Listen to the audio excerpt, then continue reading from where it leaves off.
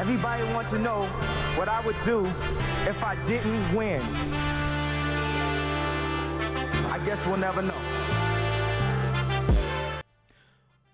Watching this series, I think about Remember the Titans. All right. Remember in the game, Rev, line of scrimmage, they call the audible. Ray pretends not to hear it, lets Buddy go through. Rev damages his wrist, out for the season. Ronnie Bass checks in. He looks at Louis. He says, hey, let him through. Right? Same scenario. Same exact scenario. Everybody's looking at this game and they're talking about, you know what? They played too many minutes. All 5 guys played the entire half. DFS, Rui, Austin Reeves, Luka, LeBron played the whole half. LeBron James being 40 years old, yes, you're going to look at that first. How many minutes is he playing? You know, what is he having to do throughout the course of the game? Can we preserve him? Look, it makes sense, right? Here's the biggest problem that the Lakers have. Going into this series, you already knew that Luka was going to target Rudy Gobert. You already knew that. But what bothers me is that LeBron and JJ Redick, they sit down, do this podcast, draw up plays, diagrams, talk about, you know, things they want to run, some of their favorite actions, situational, you know, offense, situational D, all these different things, right? You're not seeing a whole lot of that in this series.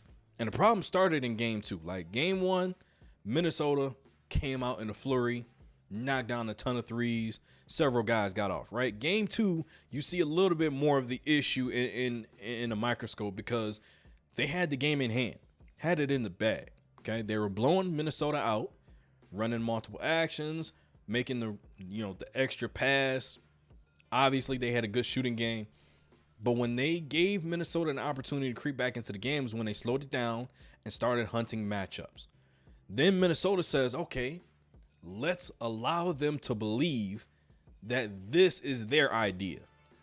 We're going to let them hunt the matchups, and this is how we're going to respond. Now, this is the second quarter. Minnesota 34, LA 38. All right, game 4. This is what was going on to start the game. First 3 quarters of the game, LeBron was 15 for 18 from the free throw line.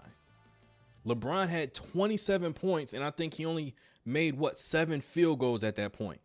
The man was getting to the free throw line at will. Okay, but the thing for the Lakers were they were making them guard multiple actions. You'll see it right here. If you look right here, here's Naz Reid guarding DFS. DFS is going to clear out to the opposite corner.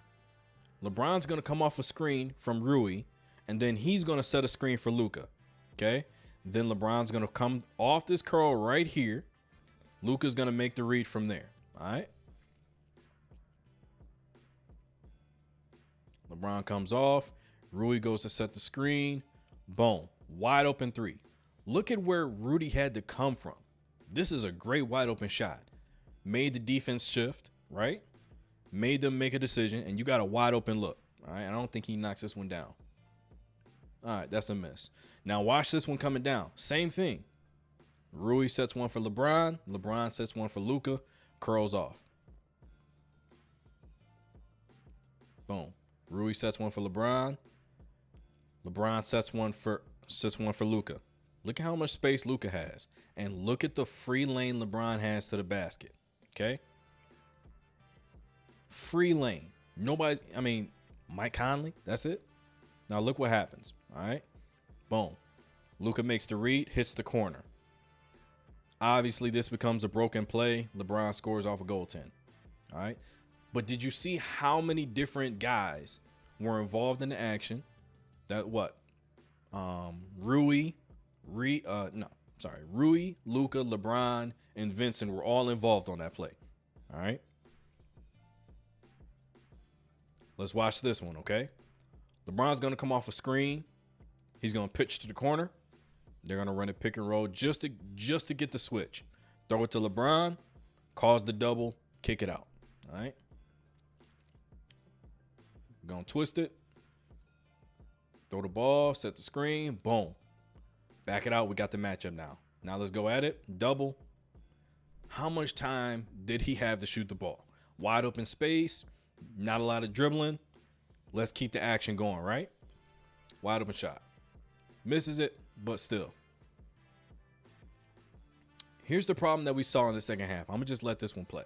All right, look at where LeBron is. He's gonna come up, set the screen. All right, he came all the way from over here.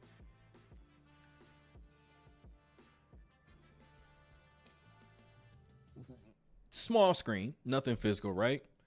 Gives LeBron a tiny bit of space to go set the screen. Okay, boom, set it. Now we get LeBron on the move. You're gonna see LeBron's not standing out here waiting for a pass. Got LeBron on the move. Now he's getting downhill, right? Wide open shot. Austin Reeves hit 5 threes. Luka hit 5 threes. Rui hit 5 threes. Wide open look, great look. Knock it down, right? Here's the issue. Rudy Gobert's in the game. Now we get to the part where we're hunting the matchup, right? Here's the problem. Minnesota said, okay, you want the matchup with Rudy. We're not going to allow you to switch. The problem with not having a big on the court when Luka Doncic is going for that matchup is you don't have a big setting that screen. So it's not going to be a clean pick and roll. It's not going to be clean, okay? The other factor is watch what Anthony Edwards is doing. He's not allowing himself to get caught on the screen. He's fighting over the top, and he's escaping underneath, cutting off all of Luka's momentum to get the switch with Rudy Gobert. Fight through it, recover. Not going to get screened. Dodge underneath. Get back over top. Hands. Active hands, right? Okay. Now we got Anthony Edwards on the ball. Not going to get screened clean. Force a tough shot. Now, this one is important, okay? Watch what happens here. You're going to see it. It's going to go through again. Rudy Gobert was on Rui Hachimura. Now Anthony Edwards is on Rui because guess what? If Rui wants to set that screen, it's going to be Anthony Edwards and McDaniels switching and not Rudy Gobert. Guess what? Swing, hit LeBron. LeBron's going to make the right pass. Wide open three, all right? This is a great look. Just missed it, right? Great look, just missed it. Let's run it again. Okay, McDaniels. He's on the ball. Watch the communication right here.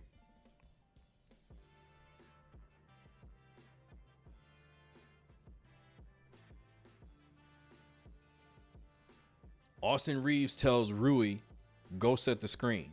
Rudy Gobert says, look, hey, Ant-Man, instead of following him all the way through, you take that. So if he sets the screen, you can switch it, and he's going to stay back on shooter.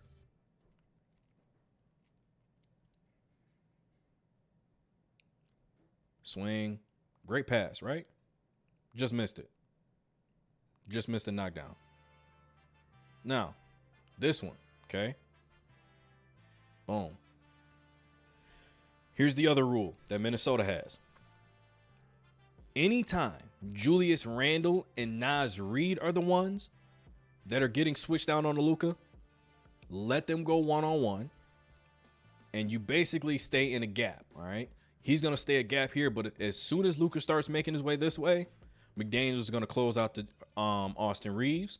If he was to go that way, Ant-Man's going to LeBron, and we're going to close out on DFS and Rui Hachimura over here.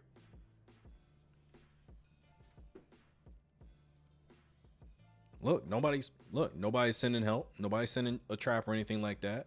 He's playing him straight up on the island, playing him straight up. Little hand check there, but they letting it go in the playoffs. Fouled him, okay? Now, look who's in the game. Naz Reid checked in for Rudy Gobert. McDaniels is on ball. We like the matchups. We got Julius Randle over here on LeBron. We got DiVincenzo on DFS. Anthony Edwards is on Austin Reeves. And Rui Hachimura is going to set the screen on McDaniels with Naz Reid on the switch. Boom, switch. Any other time, McDaniels is not going underneath that screen. Neither is Anthony Edwards. But if it's Naz Reid or Julius Randle, they can handle their own.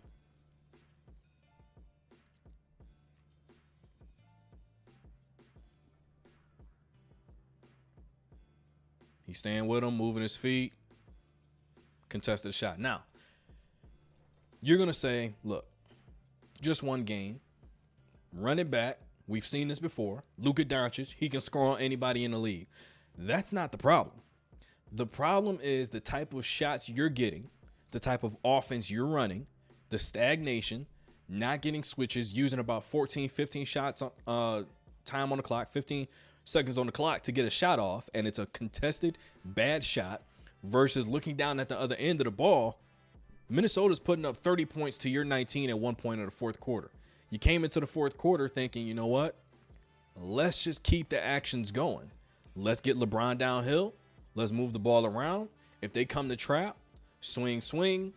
Let's make the right basketball play. In a couple of those instances, Austin Reeves had great looks, and he just missed. That's part of the basketball game. But the fact that the Lakers stopped doing the things that got them success, that's their problem. It wasn't the 45 plus minutes or playing all 5 guys in the second half. You just look around and you see guys being able to stand there. Look at this right here. Naz Reid is on the ball with Luka. Minnesota is just chilling. They don't look tired. They don't look out of breath. They're literally able to take a break and rest on defense. That should never be the case. Look at where LeBron's at. Standing there, watching. Not involved anymore. 15 of 18 in the first 3 quarters of the game from the free throw line. In the fourth quarter, he was 0 for 2 from the field, 0 free throws, 0 points. You cannot tell me that this is the correct scheme. You can't tell me. And listen, we can talk about defense and all that. I didn't even touch on that stuff because I didn't want to. Didn't have to.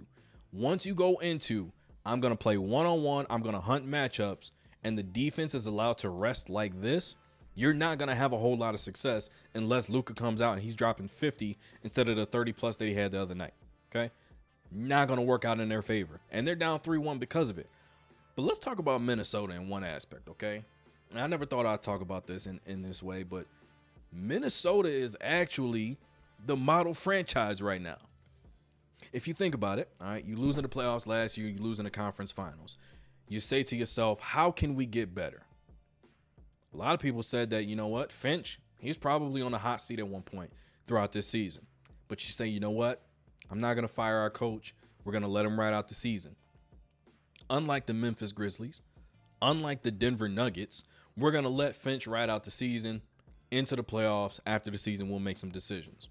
It seems to be paying off because the Lakers were heavy favorites to get to the NBA Finals.